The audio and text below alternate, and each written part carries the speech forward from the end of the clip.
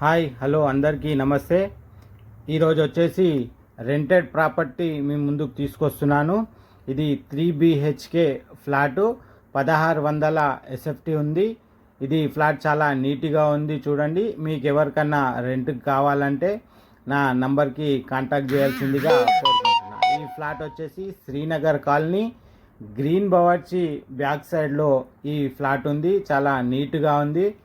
మీకు ఎవరికన్నా rented property కావాలంటే నా నంబర్కి కాంటాక్ట్ చేయండి. ఈ ఫ్లాట్ గురించి మనీని వివరాలు మీకు తెలియజేయడం జరుగుతుంది.